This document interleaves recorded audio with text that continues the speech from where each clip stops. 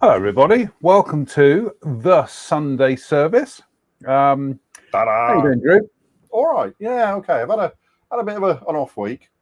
I think I might have. I don't know. I never know these days. I either had a cold all week, or I had COVID again. I don't know which, because these days I tend to think if the symptoms pop up and disappear in about 3 days, it was probably COVID. Yeah. Whereas if they hang around, it was probably a cold. And I started feeling a bit iffy around sort of Monday and sort of like Friday afternoon. It all kind of went away. And so for most of the week, I didn't actually get a lot done, just because I was just blur.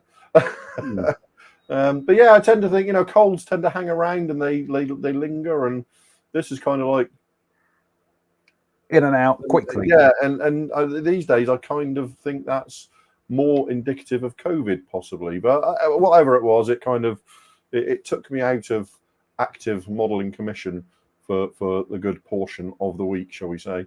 I'm sorry to hear that. Where are you now? So, but see, it's barely worth commenting on now, is it? It's the first time I had COVID, it was like, oh my God, I've got COVID. I'm gonna, this is the end of the world and all the rest of it. And now it's just like, yeah, it might have been COVID or it might have been a cold. I don't really know, but it's fine now. So, Christopher Joseph Buchholz says, "Good morning from California, where it's not COVID, it's allergies." Sorry to hear that, Chris. Not allergic to you, Chris. You're lovely. No. We've got quite a lot to cram through tonight, including our own project updates. So what would you like to start with? You've been buying stuff, haven't you?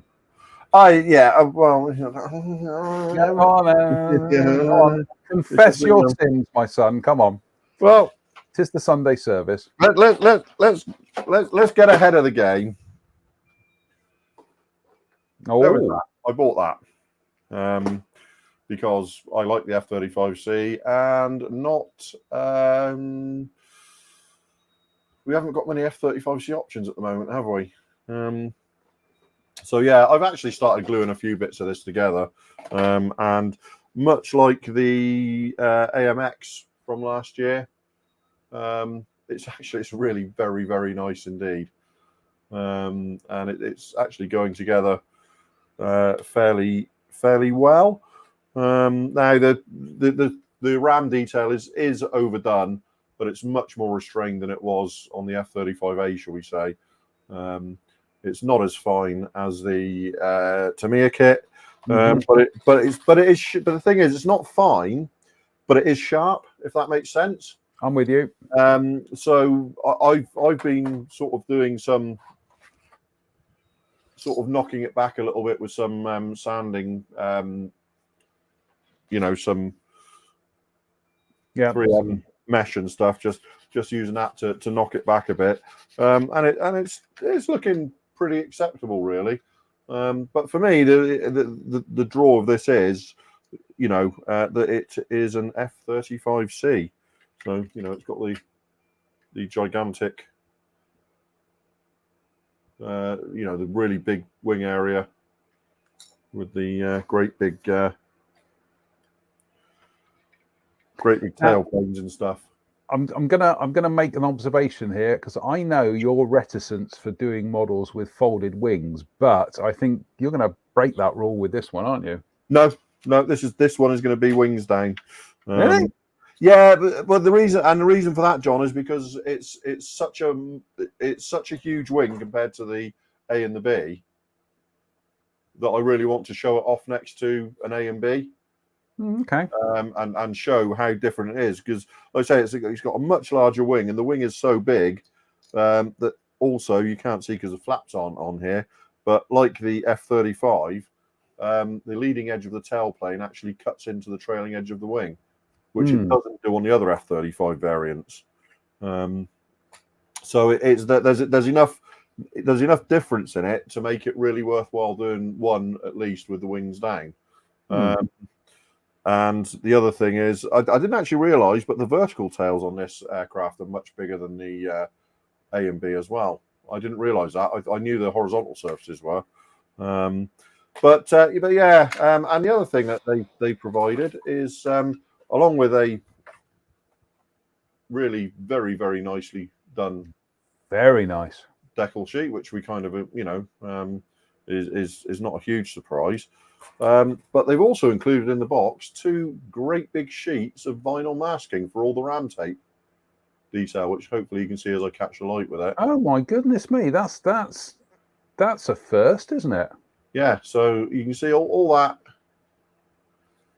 Yep. And that's not, that's not bought or a bonus or anything. That was just in the box. That's stock kit. That's stock kit, yeah. So yeah, it kind of feels like they've kind of pulled the stops out a bit, if you know what I mean. So I'm actually, it's not as nice as the Tamiya ones, but Tamiya don't do an F-35C as of this point in time. So I'm actually really quite impressed with it. I like the look of that, and secretly between you and me, I'm actually kind of, if Mr. Farmer called and no job in the fire escape trade, but if he said, "Can you build an F-35C Lightning for Telford?" I wouldn't say no. Let's put it that way. Yeah, I think it's. I think they've done a really, really solid job on it. Again, is it as nice as a Tamiya one? No, but nobody's would be. Frankly, on its own merits, I think this is going to make a really, really nice model.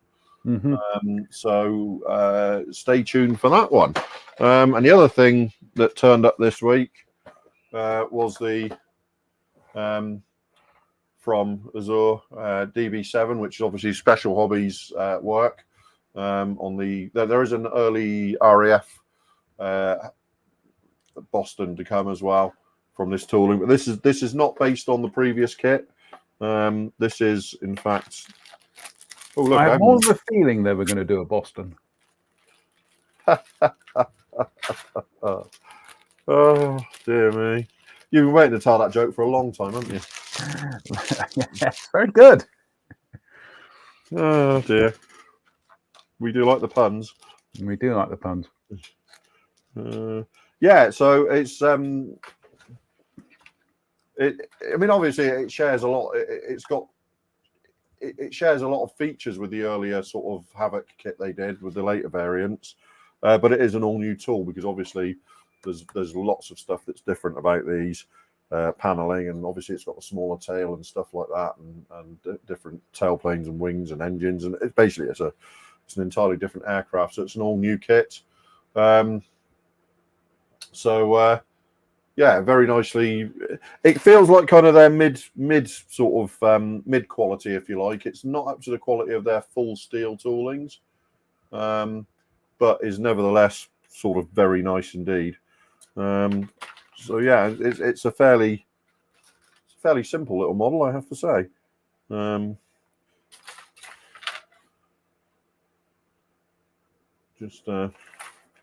then obviously the wings there. So again, hopefully I'm catching it in a light and you can see the detail, the surface detail. And again, it looks very, very nice. Dave says, any indication of a turbine light version? I thought the turbine light was a later variant, Dave, with a bigger tail, but I don't quote me on that. There's certainly that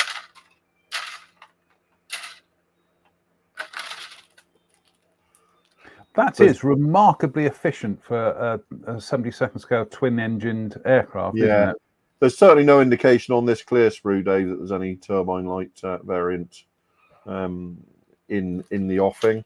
And obviously you got this small decal sheet. Now they've of recent Can't really tell until you get into it. Of recent, they've been using the Edouard decal process, haven't they? So, and this doesn't look like it is. This looks like it's. Let's get a closer look. No, this. Do you know what? The carrier film looks like it is, but the printing is really nice.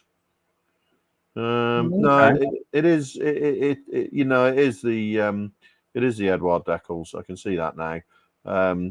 But the printing has come on yet another notch, if you like, to include two different shades of blue in the roundels there, which is obviously something that's deliberate.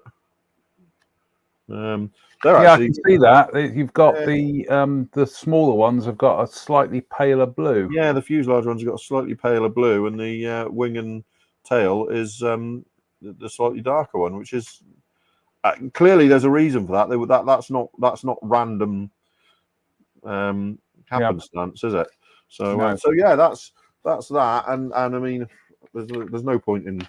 I mean, you know, the instructions are fairly normal sort of special hobby these days, but you get a bunch of beautiful sort of French World War II colours, don't you? The sort of blue, grey, brown, and green, or khaki, which I think is one of the most attractive schemes from World War II. Yep. And so you get three different variants. Two of them have got that large white stripe down the rear fuselage.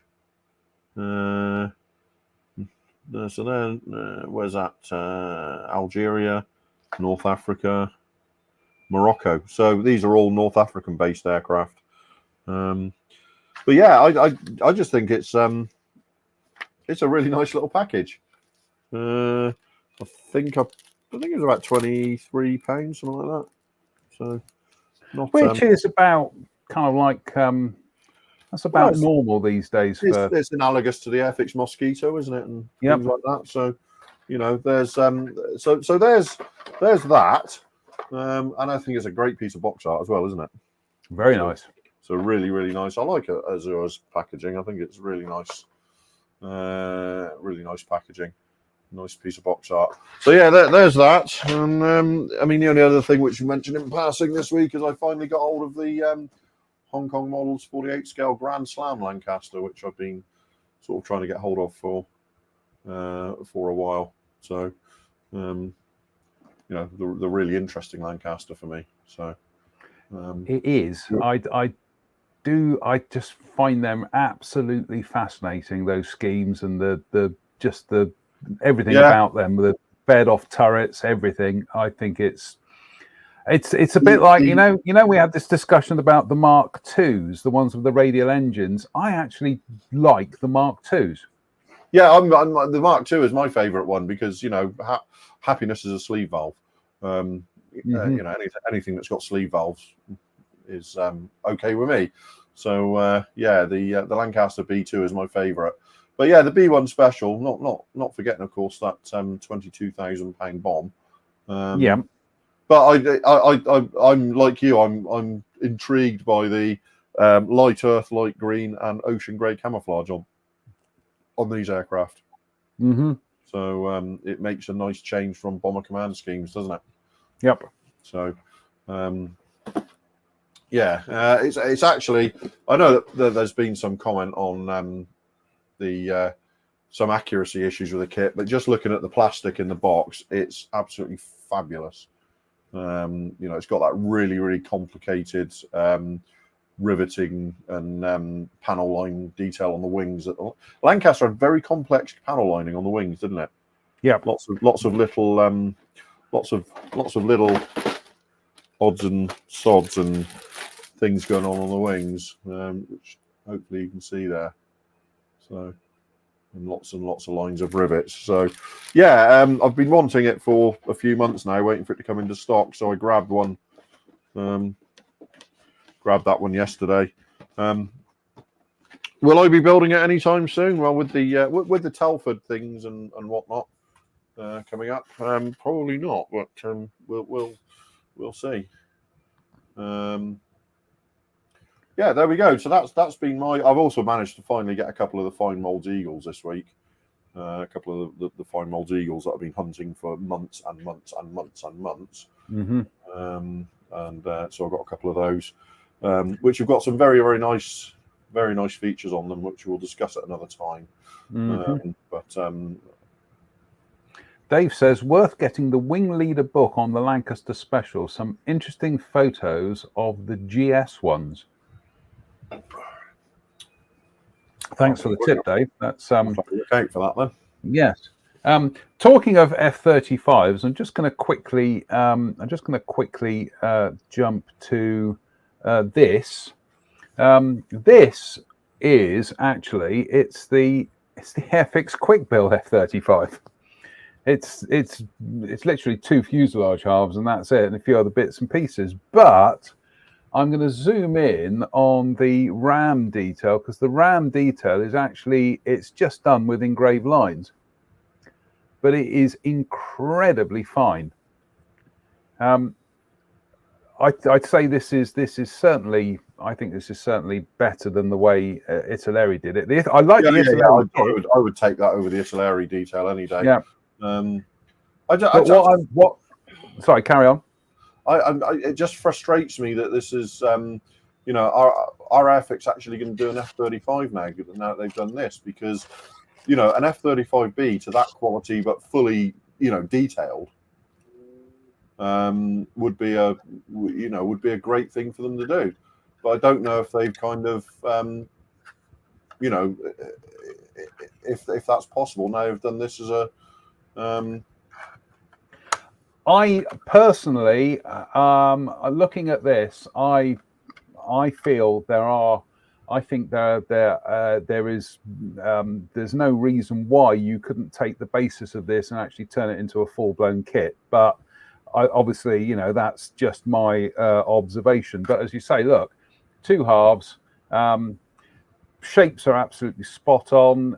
But yeah, all that ram paneling. I'm just going to zoom in again. All that ram paneling is done with very, very fine engraved panel lines. So it does make me chuckle that stealth aircraft are designed in such a way that you can do it in 2 halves, because it's got one consistent split line between the top and the bottom. Yes. Stealth, the F-22 is the same, and so is the YF-23. There's one common sort of split line. So if you look at it in profile. Yeah. You've got the entire profile of the aircraft there. There's nothing hidden. No.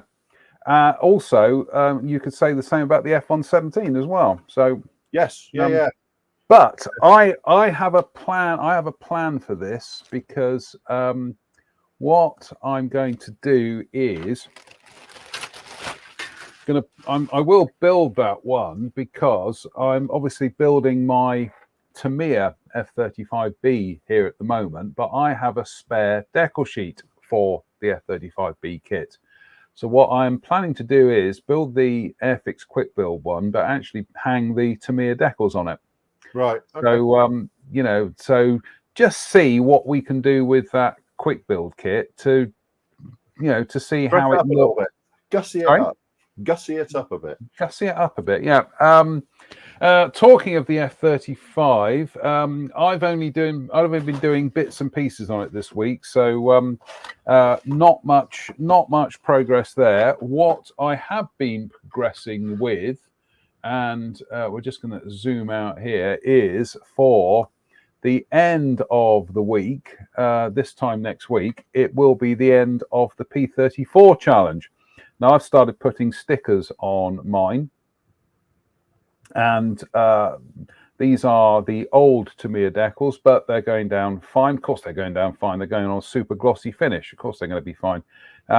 So we've got that to finish off at some stage. Will be this week, but yeah, I'm honestly, Drew, got to build a racing car. It's great fun. It's such a great change of pace to do something like this.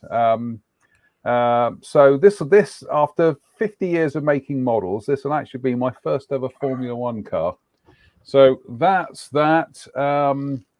I'm also still working on the little Hella Suma with the marker pens. So I'm still doing the camo on that, but I'm enjoying that.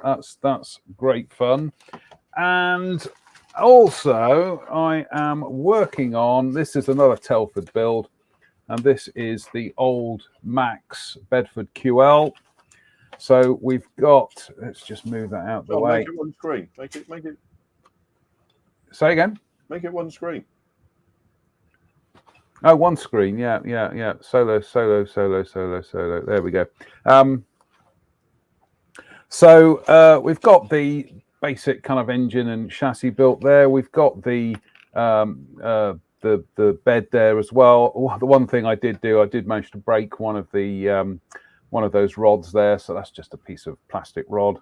And we've got the cab built as well. So it is coming together. We've also got the fuel tanks, which required a little bit of care and some Mr. Surfacer. But I tell you what, these old Max kits are insanely detailed for the era. Right. But very nice. But very nice, and I am enjoying that immensely because I do like my vintage models to build. So that's where we are with projects at the moment. Because I'm building a leopard, aren't I? You are, but do you want to show them your leopard? You show them a leopard. There's the Tamiya Leopard 2A7V, the new tooling there that I'm building, currently working through. So you see, it's all the running gears on, but not fully painted yet.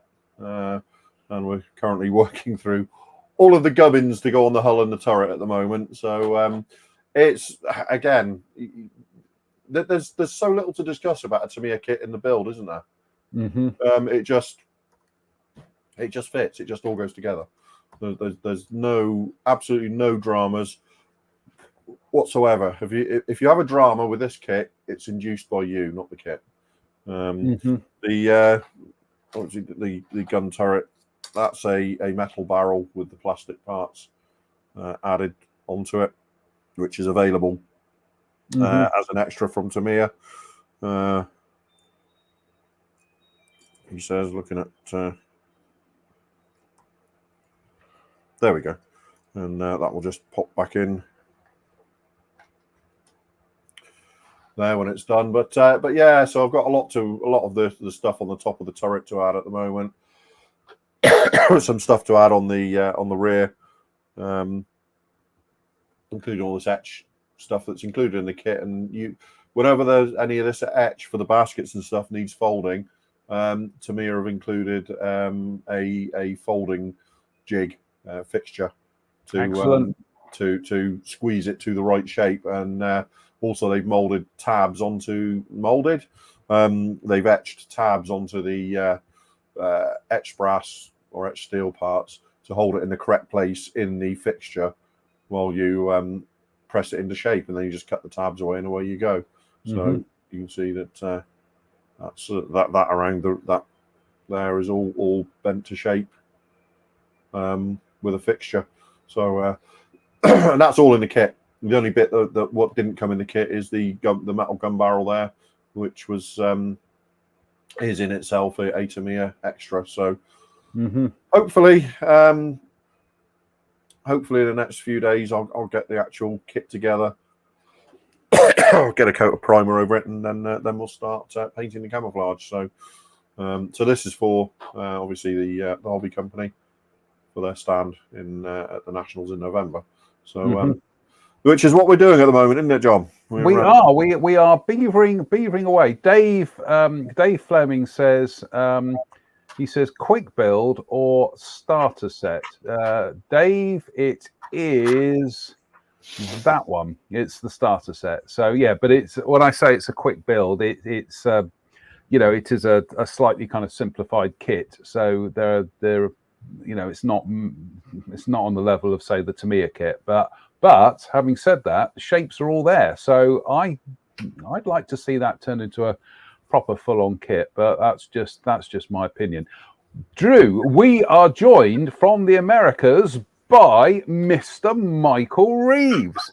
Oh, good Hello, Lord. everybody. Hello, Mike. I just thought I'd pop in because I've got a little bit of time and thought I'd say hi. Excellent. Welcome to our little corner of the corner of Somerset. Of course.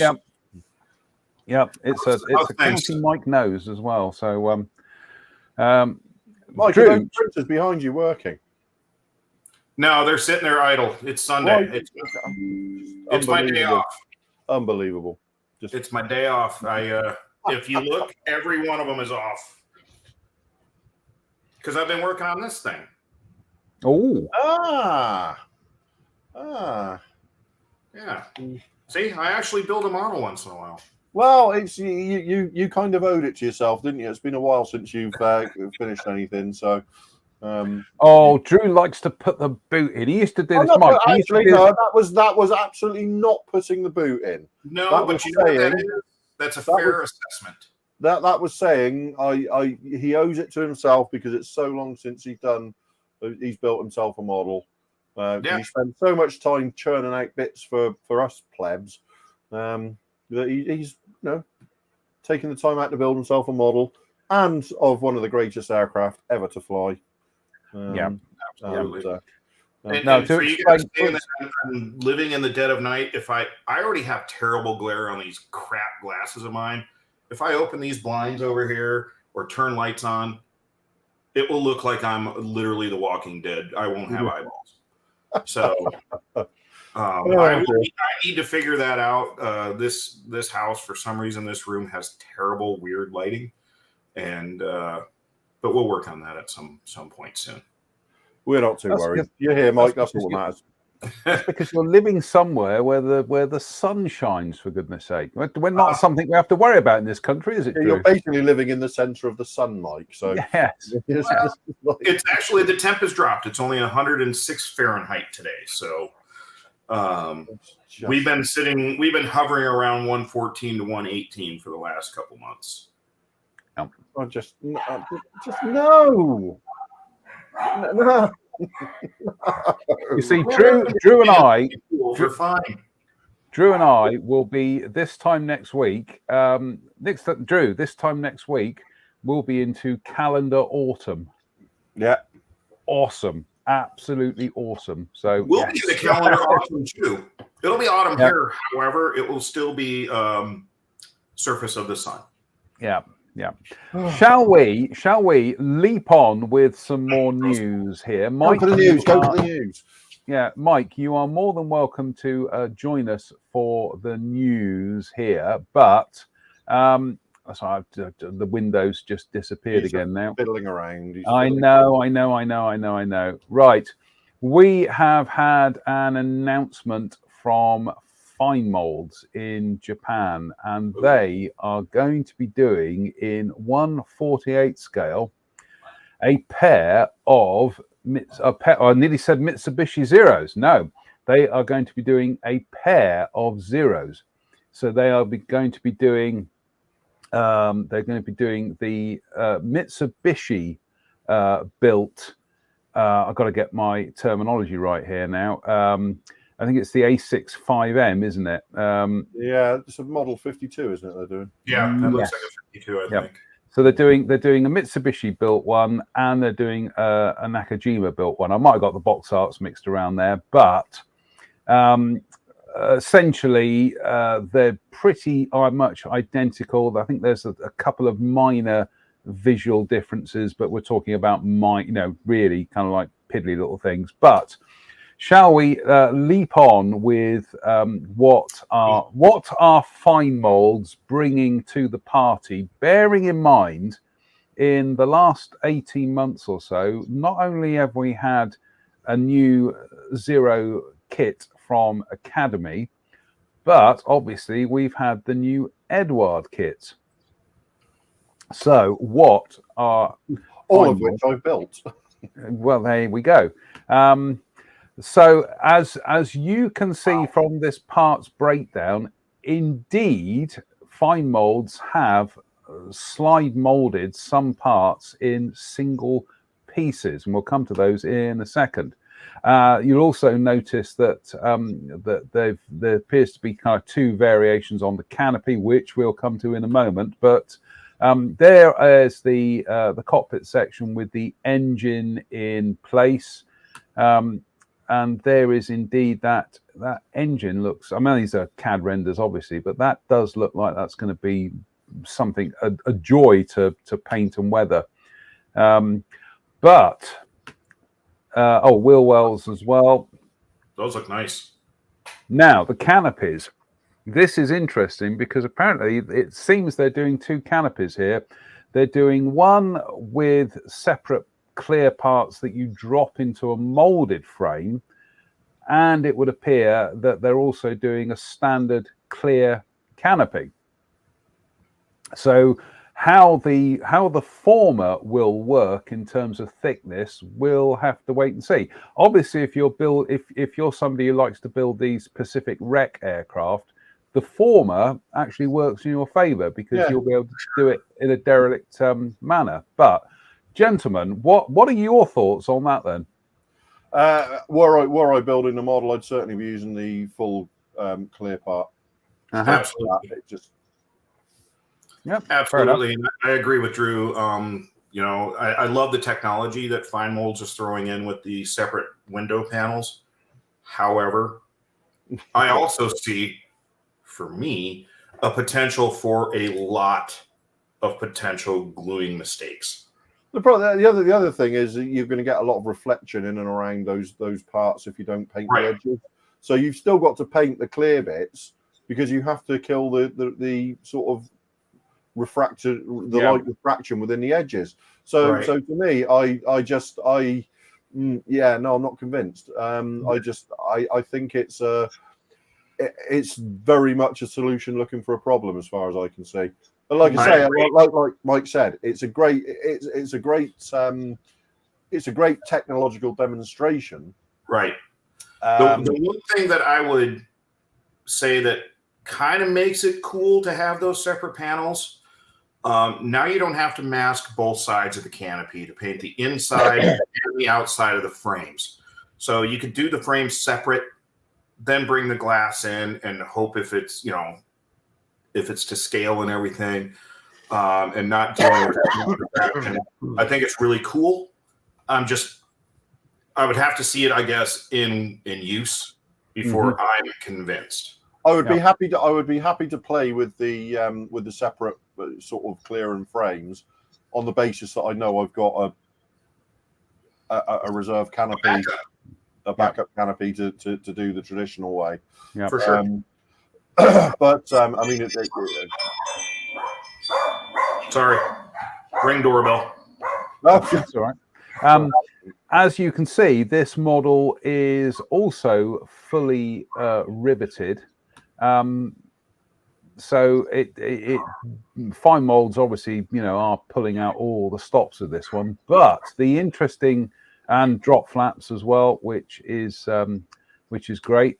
But that's one of the interesting features about this kit is they have slide molded the center of the fuselage and the rear fuselage in one single piece.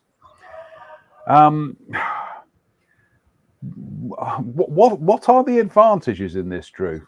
Apart from no joins to clean up, in theory. Well, that was going to be my next problem. That was going to be my next sort of. There will be a joint because there will be a seam there that requires removing. Your major advantage is in drying time, I suppose, in that you don't have to wait for it to dry. But then the first thing you have to do with stuff that's tooled like this is you have to play hunt the seam, because like the engine nacelles on the Tamiya Tomcat. You had to play hunt the seam because a lot of people didn't catch that seam till after they painted the model. And then went, oh, there's a mold separation seam down there. I didn't catch it until you told us about it, Drew. To be honest with you. Yeah, well, me, I wouldn't claim credit for ruining people's models for them. It's you have to play hunt the seam. It's I've just recently been building another one of the Academy F-15 Strike Eagles, and again, you all over it because it's got some really, really complicated slide molding. You kind of keep finding little seams that need cleaning up that are not joins as such, but where the slide mold part lines, where the mold part lines, exactly that. And they can be in the most sort of strange places sometimes. And I would also say, I mean, the CAD renderings, they look great. However, I mean, you look at even that top piece where the cockpit sits. If they get that cockpit itself just slightly too wide, then you're going to have an issue at the wing roots. So, I mean, there's a potential for bad fit even there. That said, this is fine molds. I'm going to give them a pass on this because I think they do their research. But I love for whatever reason. Although I generally am not a huge builder of Japanese aircraft. Anybody who's seen me over the last few years has known I've built 3 of the Edward Zeros so far, and 1 of the Academy ones. So I'm in the market to at least, have a go at one of these. Yeah, and see what we've got, because I really like the Zero. So it's difficult because people immediately think you're criticizing something when in fact what you're doing is critiquing it, which is a different thing. It's not. I'm not criticizing it. If you want me to criticize fine molds, let's start talking about the Phantoms. Another argument. But this is. I'm intrigued enough to, and I have enough faith in fine molds to say, I want to build one. I agree. I think it's also, it's also worth pointing out that it's a Japanese kit company making the most iconic Japanese fighter aircraft. It's a bit like Airfix and Spitfires.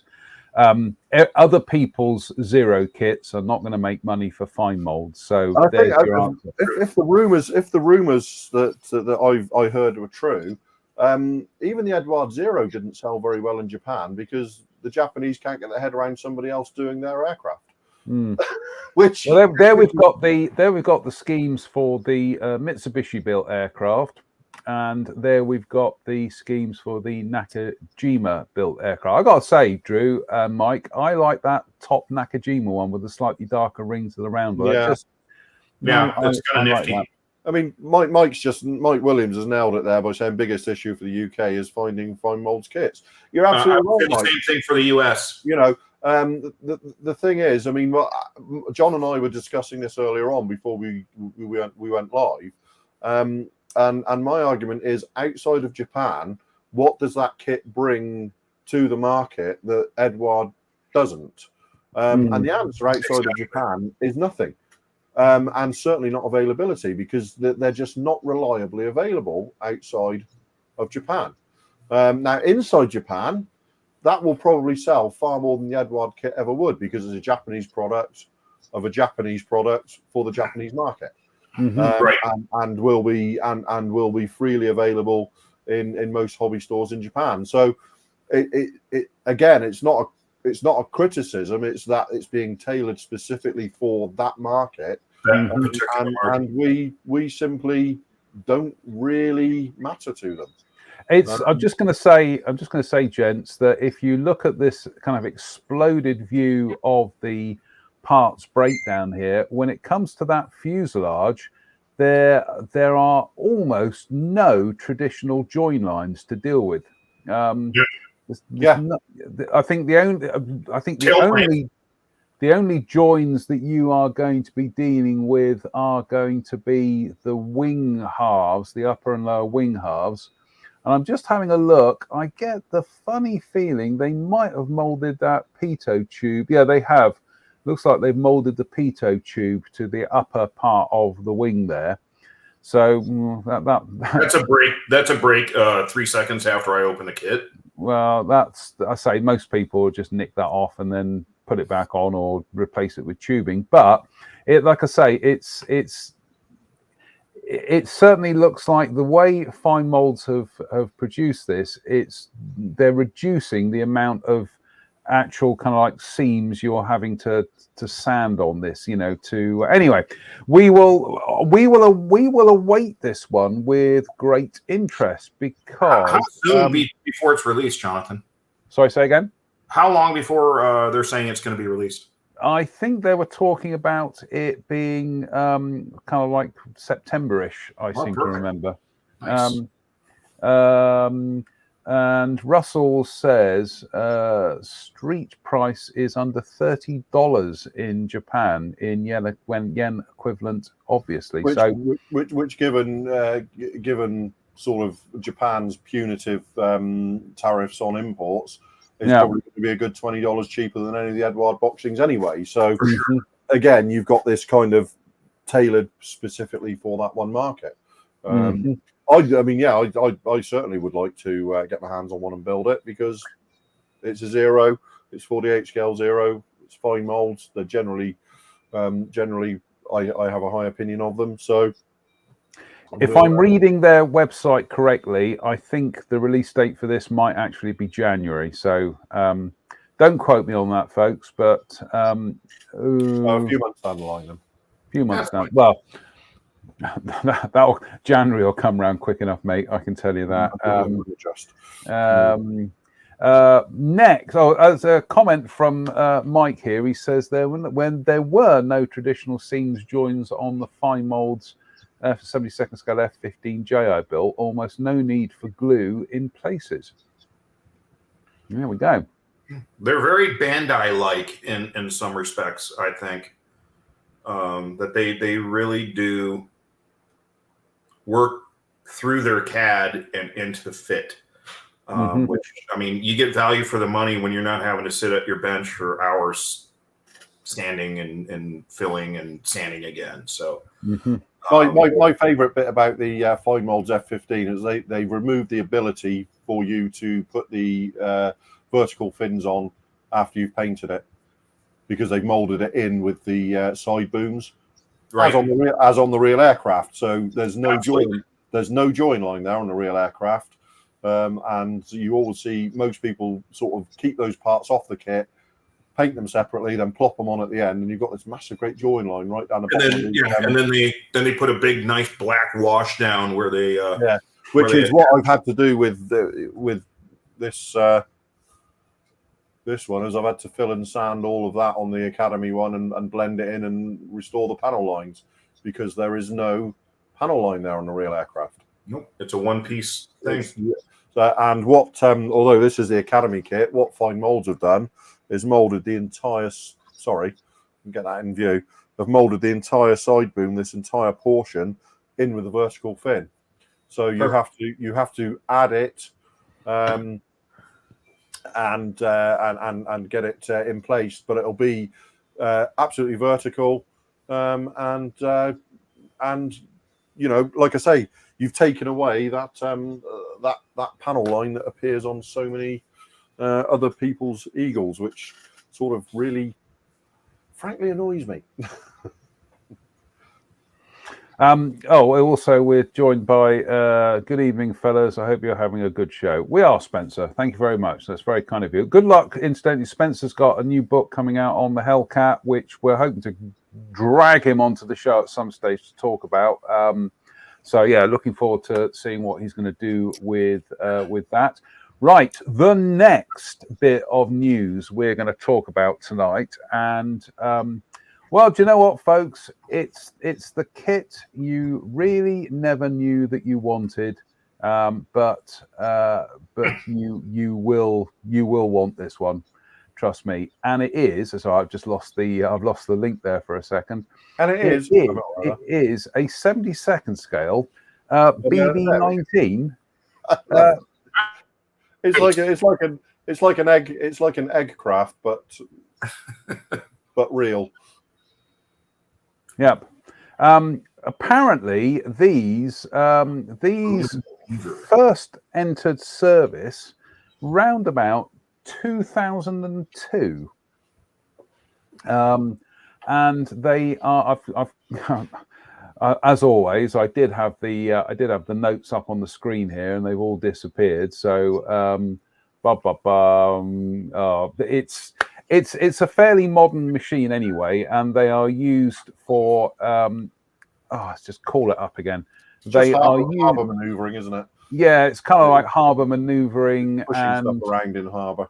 Duties. They're literally little kind of mules that are used, used in harbours. I know nothing about it, but I'm presuming it's got a little pod, a little sort of thruster pod under it. Yep. It's almost like a jet ski. Yep. For goodness sake, I had the blessed links up here, and they've all vanished now. Bear with. Talk amongst yourselves for a moment, chaps, whilst I go back and have a look, see if I can find this barrier boat. There we go. Here we go. The United States Navy's 19 BB barrier boat was built by Chuck Boats and Drive of Longview, Washington, in 2002 to deploy and maintain port security booms surrounding Navy ships and installations in port. The first boat of the 13-boat order was delivered in January 2003. So, 72nd scale, it's going to be tiny. But I'm ordering one, chaps. Well, it is limited edition. There's only 13 of them in real life, so. Yeah, no, I am definitely going to be ordering one of those. I bet that is far more unsinkable than the Titanic ever was. Probably is. Yes, it probably is. I bet if you drag that down to the bottom and let go of it, it would go. It would actually go to the moon. So it's funny because I could see something like this showing up in droves in contests for people that just want to enter something. And now there's 40 of them on the table, and one of them's going to win best of show. Yep. Next, we have. Mike says dismissively. Yep. This is coming from Takom, or Takom, however you like to pronounce it. It's a variation on their M29 Weasel, but oh my goodness me. The Weasel is never a vehicle. It interests me, but I've been slightly kind of passive about it. This, on the other hand, yes. Sign me up for one of these variants, because that... I like that. I don't know about you two, but I think it's really. I really do like that. That's really attractive. I think it's kind of cool looking. Yeah. I've always been. I like unique looking things that it's not a Sherman. You know what I mean. It's something that when you see it on a table or at a show or something, you're like, what the heck is that thing? It's cool. You'd hope it's got some good heaters inside it, right? I'm kind of hoping it comes with a Kurt Russell figure, but I don't think it will. Yeah. We don't need that sort of thing here. You what? Sorry? I said we don't need that sort of thing here. Very good. Very good. Well played, sir. I'm certainly looking forward to Christmas this year, Drew, because for the last 5 years we've not had our traditional kind of thing-a-thong. So anyway, but this appeals to me because the beautiful box art hints at what a challenge it will be to paint and weather this in a very subtle manner. So I like this, and I just overall kind of like pale grey or white, but I like the challenge of that. And yeah, that is a bit like my Lafley V15, which was one of the most fun kits I've built in recent years. That's giving me the Lafley buzz. Let's put it that way. I think it's funny you look at something. I'm sorry, go ahead. You building that. I could see you building that. I think you ought to. Yep, I will. Next, we have... just as quick as a side, Jeff Baker there has posted a link to Tiger Hobbies for the Fine Molds F-15. Okay. Jeff, that's exactly where I got my two from this week. After nearly a year of looking, I managed to pick up the F-15C and the F-15D this week from Tiger Hobbies. So, yeah, there you go. We got this coming from Gecko. Again, absolutely fabulously imaginative set. The blurb on the side says this is a plastic model kit, blah, blah, blah. The actual model may vary from the image of the box. This model kit provides 6 humanoid figures. So I think we can take that. That's the 2 kids. Yeah. I think that's just provides 6 humanoid translation figures from Full Metal Jacket. Yeah. 2 Japanese motorbike model kit parts included, and photo etching and decal is provided. So yeah, again, this is fabulously imaginative from I think that's cool. Gecko. I can see myself in the market for one of these because it's so offbeat, and yeah. On my figure painting is still terrible, but we like a challenge, and I'm working on it. So I actually think that bike would be cool in 12 scale. Mm-hmm. Is that? I mean, the motorcycle, is that what Tamiya does? 12 scale bikes? Yes, they do. Yeah. Just something different and goofy. Yes. Yeah. Sounds like Mike needs a Tamiya monkey bike. Mike has one. Yeah. Yeah, he's built one. No, not this Mike. Oh, right. Maybe Okay. Mike Williams. Okay. And here we go. The penultimate one for tonight. This is coming from 2 Bobs, and it's F-15E Black Panther drone killers. Now, I think this has got you written all over it, hasn't it, Drew?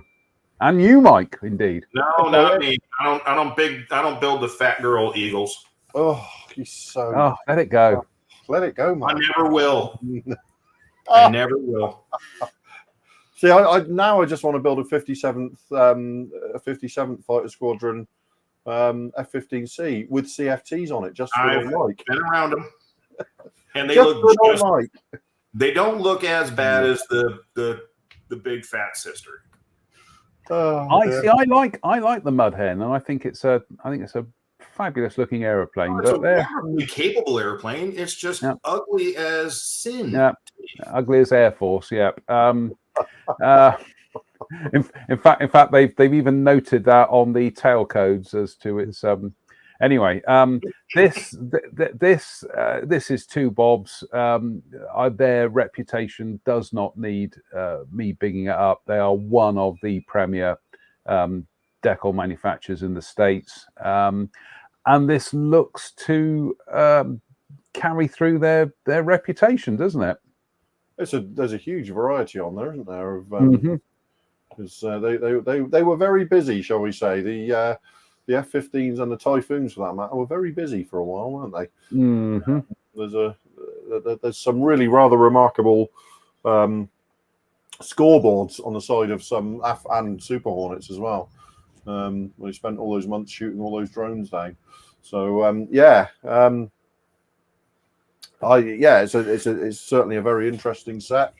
Were I to build an F-15E in 48th again, it would almost undoubtedly be a Lake and Heath one, because why wouldn't you? Just don't use the Great Wall kit. Well, were I to do it at the moment, Mike, I would go for the Pro Model of the Monogram kit, because I've built that numerous times. It's an incredible model. I mean, that's the older version without a lot of the new updates. But to me, the accuracy of that airframe alone far surpasses anything that Great Wall ever dreamed of. Having said that, Mike, that apart from a few things like GPS domes and stuff externally, and I think some of the tangential pylons have changed slightly. Yeah, the U.S. Air Force's Strike Eagle has remained remarkably consistent throughout the years. For sure. They replaced the targeting pod side of the Lantern with Sniper at some point, which is an easy enough, thing to do. But yeah, I think it's been the U.S. Air Force's F-15Es have been remarkably. There's a lot gone on under the skin. There's a lot gone on under the skin. They're all getting APG-83 now, AESA, and stuff like that, which kind of which makes them phenomenally more capable. And it's a game changer. Yeah, oh, absolutely. And all that's going on. So, but externally, you don't have to change that much. Mm-hmm. So, yeah, I must try and get another monogram F-15E. I'll just send you one. What if you got hundreds of them? I've got probably 20. Really? Yes. Of a kit you don't even like? Of an airplane you don't even like? I love the F-15, but I mean, over here, the Revell boxings, we could get them at Hobby Lobby for $12. And Rob, when it was says 40% off, it was $8. Rob says, surprised you've not mentioned the UMA Harrier. No, we aren't going to mention that, but we'll talk about that probably on one of the future shows. So, yeah, I think that's one we want to get our ducks in a row for. Yes, that's one. That's certainly one we want to get our hands on, so that we can really kind of see because we're all Harrier people here. Yeah. Absolutely. Last news item for tonight, and this is from our good friend Mr. Roy Sutherland of Barracuda, and he's done some goodies for the fairly recent-ish Airfix twin stage Mozzies. And whoopsie-daisy, there we go. So he has teamed up with Falcon to do a brand new canopy with the bulge in place.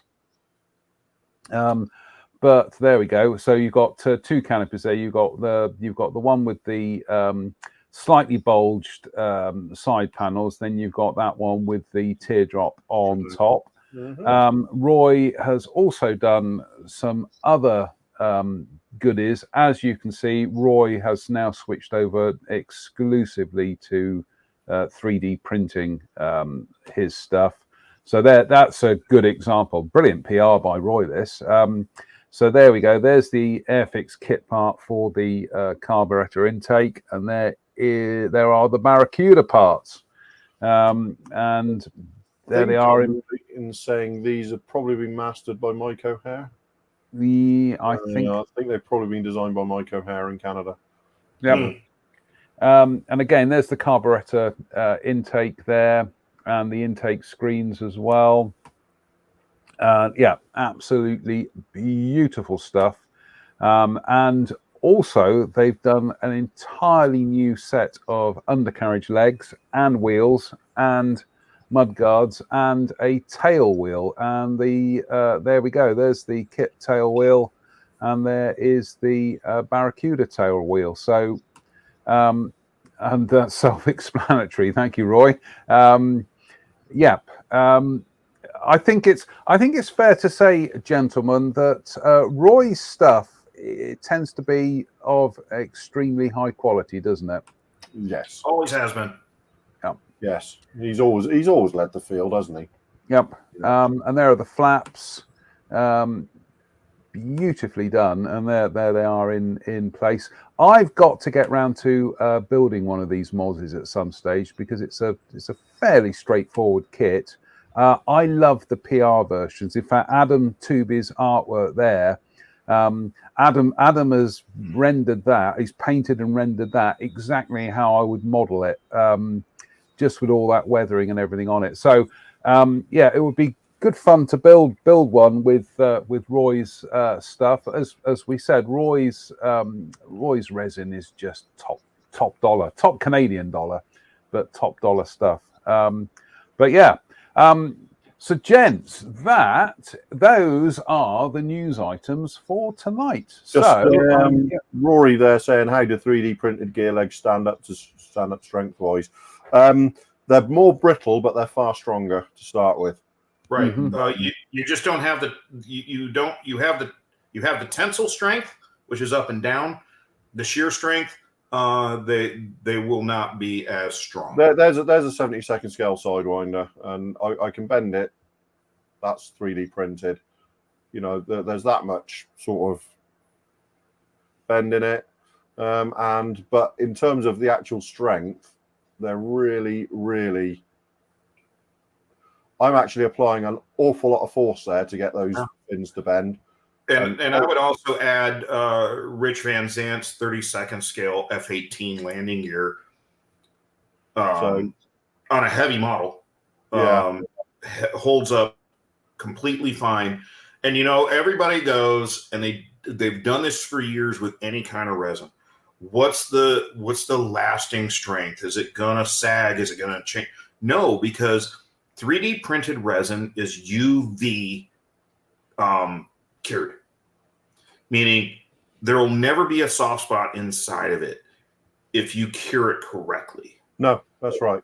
But it's just, it tends to be incredibly strong stuff. Bearing in mind that is printed in one part. All those separate actuator arms are in. And Drewe, I don't know if you have any of the old school phase hanger Super Hornet pylons that you've printed. I haven't got them here. I've got some around, but you could show just how quick. I mean, the shear strength will break at the. So the part itself is always going to be much stronger than the supports that are around it. Yeah. So I mean, that was a support I just pulled off that little. This is a little Delilah. Yeah, that's Israeli missile. But I mean, I'm putting as much. I can't break that with my fingers. He's defeated by a 72nd scale kit part. Well, the thing is, a lot of people don't realize that, much like, but they are brittle, computers and TVs and things like that, the quality of 3D printed liquid resins has gone up ridiculously in the last 2 years. Just in the last 2 years. So I have zero issues with any of the parts that I produce. Just as an example, these, when I first started doing my own design and printing in 2020, when we got the first generation of, to us, the first generation of printers, one of the first things I designed was this Matramagic missile. And I had to make the fins progressively thicker and thicker and thicker until they'd print. And just last week, just as an experiment, I pulled that old file down, reloaded it into Fusion, made all the fins half the width they were as originally designed them to print. Yep. Put it in one part with one support on the nose like that into my printer, and just printed it to see what would happen. And it came out perfectly. It came out absolutely perfectly. And again, the weak point is the support, so I can snap the support off. And basically, for this, 3 seconds later, you have a part that you can paint. There you go. That's cleaned up now and ready to go. That was literally it. But it's the quality of the resins and the quality of the printers and the quality of the release films has come on so far that I will actually go back and redesign this Matramagic from scratch fairly shortly, just to take advantage of all the new technologies in it. I know a guy that would take it from me. Yeah, we'll do that then, Mike. I do want to redo the Matramagic at some point soon. But yeah, and what I'm finding of recent is that I can do them and use one support on the nose. And you've got to clean up anyway, and it takes, even Michael know that I've the Mirage 2000 drop tanks. That's how I'm printing them now, Mike.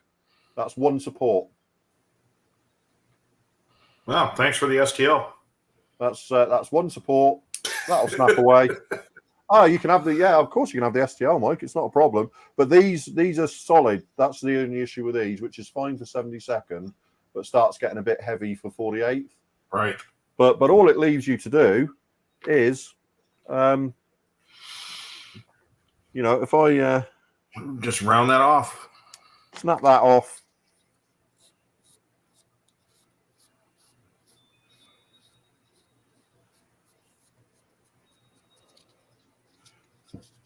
this is quick and clumsy, but and that is basically ready to be painted now. And that's it. And so I was always trying to steer away from putting supports in really obvious places.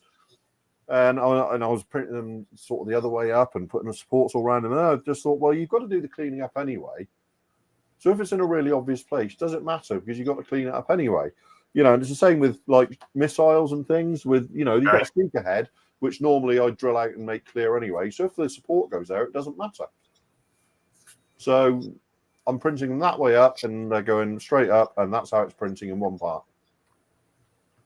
So yeah, there you go. I've got hundreds of these tanks from all the experiments I've done over the last couple of months. They're all over the place. We experiment a lot, don't we, Mike? Absolutely. That's all we do. We experiment a lot. So I reckon I have probably got in the last, John, do you want to put it back to 3 people? Yeah. in the last couple of months that I've been messing around with those tanks, Mike, the Mirage tanks, I've probably got around about 100 tanks in 48th and 72nd scale. Oh, I'm sure. Around the house at the moment. They're all, and any one pair of them would be perfectly usable on a model, but I'm just continually trying to refine what I'm doing. Well, and here's why, because the reason why we do that is because this is a never-ending learning curve. Yeah, it's like being a brain surgeon in layman's terms. You always have to change with the technology. You always have to change, and as you start printing. Because I'm doing the same, Drew. I was printing 48 scale F-105 pylons at like 40 degrees. And I've discovered if I resupport them and print them vertically, far less print defects, print lines, whatever you want to call them. It's a never-ending learning process with 3D printing. Never ending. It really is a revolutionary process. It requires you to sometimes step back and go, you know what? I can do this better. And I'm going to try it this way now. I mean, the thing is, Dave, they're saying that's amazingly flexible. The thing is, Dave, this is Soraya Fast Navy. And that has got the reputation of being one of the most brittle resins out there. But even then, you can see that it's pretty bad. I mean, you can when you go so far. Yeah, look at that. Do you know what? I don't think I've cured this one. I was going to say, Drew, you haven't cured that one. I don't think I've cured that one. How about that? But even then, it's a rubber band. The amount of curing that's happened on the machine, that is still incredibly strong. No, I've cleaned that, but I haven't cured it. So this is what we end up with, guys. This is a sort of experimentation we end up with. This is just, piles and piles. If I could show you the amount of parts I throw away. Yeah. People would be disgusted. But these, none of these are ever going to get used on anything, Mike. They're all going to get thrown. Right. They'll end up in the bin. Yeah, absolutely. Because I know I'm just trying to find something that I've actually. There we go. That's so. This is a. God, look at it. It's a nightmare, isn't it? What are we like, Mike? What are we like?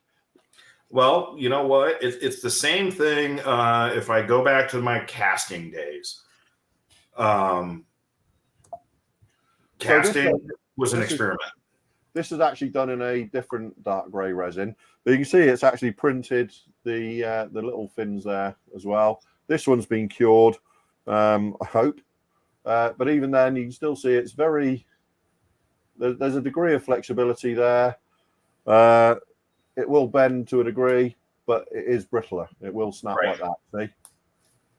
But I would say this, Drew. You could take a piece of styrene and do the exact same thing. Yeah, I mean the thing is, in everyday use, you're never going to apply the force that I've just applied to that missile while you're building and painting it. And if you do, then you're doing it wrong. Yeah, exactly.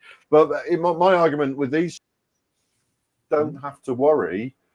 You can mask and paint and do everything you want with these. Don't have to worry about pulling fins off and all that kind of stuff, because it's one part and it's all solid and or sanding a missile body seam and possibly breaking off fins while you're trying to clean that seam on both sides. But and even these ones that aren't cured, they are usable in that state. They are, because the machine has cured them enough to be usable, but they're completely flexible. You know, so it's a revolution, isn't it, Mike? And it is, and I think Rich. I know Rich Van Zant's on here right now, and it's his fault that I even do this. And thanks to him, guys like you, Drew, Craig Sargent, and a couple other folks, I wouldn't be doing this without your guys' help. So never-ending grateful on my end. Yeah, but we encourage each other, don't we? In the well, and now I'm starting to learn how to draw, which it's a challenge. I mean, it's weird that everybody thinks, oh, you just draw a new one and print it. It's not that easy. No. I mean, really the stuff that I did on that Matra Magic that I just showed, where I thinned the fins out and printed it to see if it printed perfectly. But now I'm looking at the rest of the design I did in 2020 and thinking, I would do that completely differently now. And bearing in mind, I've got the same information I had in 2020. I am going to sit down and do it completely differently and get a better result from the lessons I've learned. And you're going to have better print quality because of these guys. Yeah, which are just insanely good quality. Christopher Joseph Buchholz makes the comment, Mike Reeves as your brain surgeon, there's a sobering thought, right? I love it, Chris. Well, I'm just going to say, speaking from personal experience, let it go. That is a sobering thought. Anyway, gents, any other business? I have one thing. Oh, it doesn't involve cutting my head open, does it, Mike? No. Right. Okay.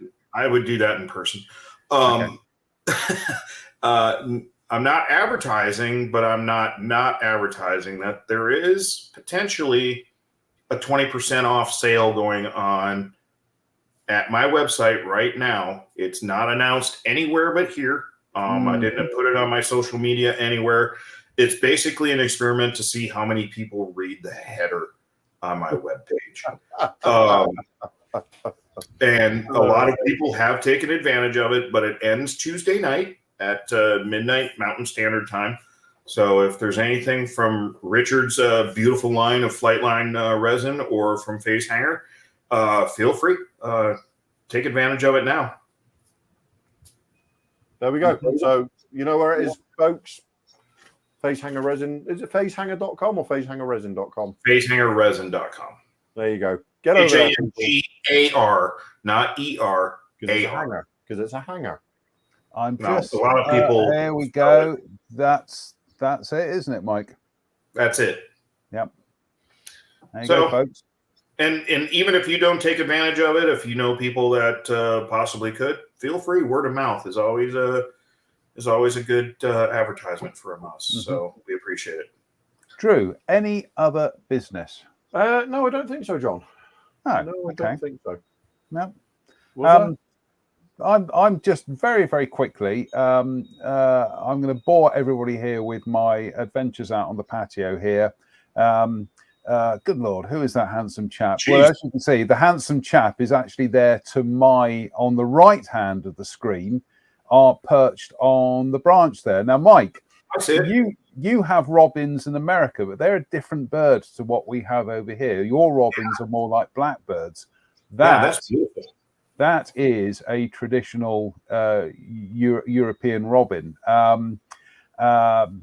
Vicious little psychopaths. Latin name Psychopathius murderus. That's it. Actually, it's I think it's Erythacus rubicella, but anyway. But there it is. This one absolutely as docile as anything. It lets me take photographs with my iPhone. This literally is the iPhone inches away from it. So, but it has been joined by a juvenile. You can see the juvenile here helping itself to some mealworms that I put out. Oh, there's the adult there as well, also checking out the mealworms that I put out. But there is one of the juveniles. You can see that it's slightly spotty towards the head there. Looks moldy. But that I thought I had one juvenile in the garden. Actually, I've got two, because you can see that one's got, again, the red. Different pattern, isn't it? Yeah, the red is much fuller on that one, but it's not on that one. So anyway, there we go, Mike. The Eurasian robin, like I say, different to the ones you get in America, but they are the staple of the Christmas card in the United Kingdom. So there we go. Beautiful. Do you guys get hummingbirds? No. Oh, well, I'll tell you. Talking about murderous little dicks. These guys are this big, and they are so territorial. And we have a couple hummingbird feeders in the backyard, and it is so fun to watch the one dominant one go, nope, you're not eating here, and you're not eating over there either. This is mine. That's pretty much like a robin, isn't it? Yeah, I was just going to say that is exactly what is happening at the moment, because some days the adult will tolerate the juvenile. Other days the juvenile won't. Other days the juvenile will be chasing off the adult. Other days the adult will be chasing off one of the juveniles. So it's cat and mouse with them, or Robin and Robin. Pretty funny. And Rob Pseudo, get me some dimensions. Just putting that out there. 3D printed robins, yeah. You mentioned hummingbirds, Mike. I suddenly turned into Springwatch this. Okay, just as a quick one, hobby time question: is there a pilot in the F-35C? No, there isn't. I've just looked. No, but there is a pilot figure in the Tamir F-35B, isn't there, Drew? Yeah, very nice pilot. There's a pilot in the real one. There is. Mike, we don't have hummingbirds in this country, but we do have the hummingbird hawk moth. We have them too. Yeah, about the size of a hummingbird. Little tiny hummingbirds. Yeah, absolutely. That's one from my garden, having a go at the lavender there. Anyway, enough of autumn watch. I think it's spring watch, Drew. It should be autumn watch. Yeah, autumn, woohoo! I know. On that note, I would just like to say a big thank you to Drew for joining us tonight. Big thank you to Mike as well. Mike, it's an absolute honor to have you join us tonight. Oh, no. You know what? I didn't know if you guys would want me in, but I just said, hey. No, you are always more than welcome. A quick reminder is that next week's show is going to be the conclusion of the P34 challenge. Goodness me, May the 1st till August the 31st. That's almost been 4 months. So I got to get a wiggle on and get mine finished. And I know a couple of others out there have been building theirs as well. So we will, this time next week, I am hoping to be joined by Mr. Ian Hartup as we talk about our completed models. So, talking of Ian Hartup and cars, sorry, say again, Drew. Talking of Ian Hartup and cars, just a quick 30 seconds. Go on. Yesterday, I saw a Ferrari 330, which is a 1960s pretty 330 P4. Pretty Ferrari, and it had been repainted. And I have never in my entire life seen a better paint finish on any item I've ever seen. Mm-hmm. It was just absolutely phenomenally smooth, but it wasn't that glossy. What it was really, really deep. That's beautiful. Yeah, no, it's slightly different to that. Had different shaped headlights. Okay, but it was yeah. There you go, like that. Beautiful. But the finish was just ultra smooth, but not that glossy, which meant it had this incredible depth. to it. It was mind-boggling, and I was just looking at it for. Rory was there as well, and we were looking at it, and we were just looking at it for just ages, and it was just you just couldn't believe how smooth it was and how deep it was without being massively, like people add coats of gloss to get stuff to shine. Most cars from that era were not that glossy. This had been the depth of the shine from this was obtained from cutting it back and smoothing it, not applying clear coats or anything. It was just absolutely mind-boggling. I thought you were going to mention it because it was just. I thought you were going to go a bit hot black Desiato on me there for a moment, Drew, and say that the finish was so black, light just fell into it. It was just, words failed me. It just, every time I just kept on walking around it and going down and catching the light with it because I couldn't believe a paint finish could be that smooth. Mm-hmm. Yep. Just unbelievable.